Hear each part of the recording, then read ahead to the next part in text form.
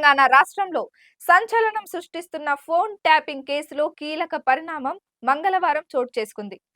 రాష్ట్రంలో రాజకీయ వర్గాల్లో తీవ్ర చర్చనీయాంశంగా మారిన ఈ ఫోన్ ట్యాపింగ్ కేసును హైకోర్టు సుమోటోగా విచారణకు స్వీకరించింది. ఈ పరిణామం ఫోన్ ట్యాపింగ్ కేసులో తీవ్రమైన మలుపుగా భావిస్తున్నారు.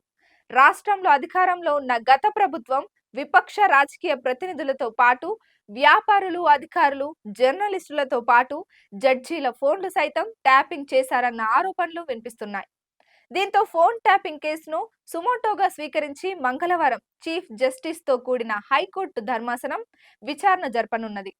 ప్రభుత్వం మారి కాంగ్రెస్ అధికారంలోకి వచ్చిన సందర్భంలో స్పెషల్ ఇంటెలిజెన్స్ బ్యూరో కార్యాలయంలో కంప్యూటర్లు, ఇతర పరికరాలు ధ్వంసం చేయడంతో ఫోన్ ట్యాపింగ్ పై అనుమానాలు మొదలయ్యాయి.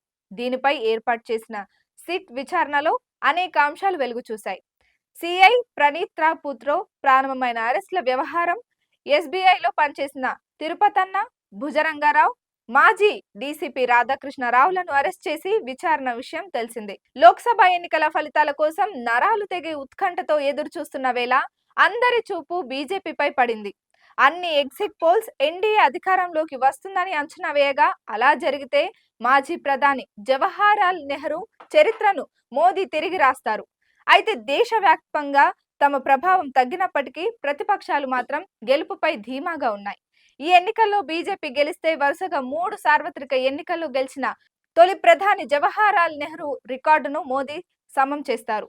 సార్వత్రిక ఎన్నికలతో పాటు అసెంబ్లీ ఎన్నికలు జరిగిన ఆంధ్రప్రదేశ్, ఒడిశాలో అధికారంలో ఉన్న వైకాపా, బీజేడీ భవితవ్యం తేలనుంది. రాష్ట్రం మొత్తం 175 అసెంబ్లీ స్థానాలు ఉండగా 2387 మంది అభ్యర్థులు బరిలో ఉన్నారు.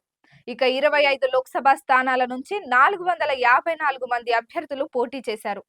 తిరుపతి అసెంబ్లీ స్థానం నుంచి అత్యధికంగా 46 మంది అభ్యర్థులు పోటీ చేయగా, ఉమ్మడి విశాఖపట్నం జిల్లాలోని చోడవరం అసెంబ్లీ స్థానం నుంచి కేవలం 6 అభ్యర్థులు మాత్రమే పోటీ చేశారు.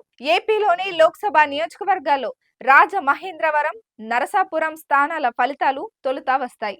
ఈ స్థానాల్లో 13 రౌండ్లలోనే లెక్కింపు పూర్తవుతుంది. అయితే అమలాపురం లోక్సభ స్థానం ఫలితం అన్నింటికంటే ఆలస్యం అవుతుంది. ఇక్కడ అత్యధికంగా 27 రౌండ్లలో ఓట్లను లెక్కిస్తారు. ఇక్కడ కౌంటింగ్ కు 9 నుంచి 10 గంటల సమయం పడుతుంది. ఎగ్జిట్ పోల్స్ లో బీజేపీ హ్యాట్రిక్ ఖాయమని స్పష్టం కావడంతో ప్రధాని కుర్చీ మళ్లీ మోదీకే దక్కే అవకాశం ఉంది. అయితే ఎగ్జిట్ పోల్స్ అంచనాలు తప్పైతే మాత్రం ఇండియా కూటమికి అధికారం దక్కనుంది. అటు ఏపీ, ఒడిశాలో కూడా అధికార వైసీపీ, బీజేడీ తమ ప్రభుత్వాలను నిలుపుకుంటాయా లేదంటే ఓటమి చవిచూస్తాయా అనేది మరికొన్ని గంటల్లో తేలనుంది.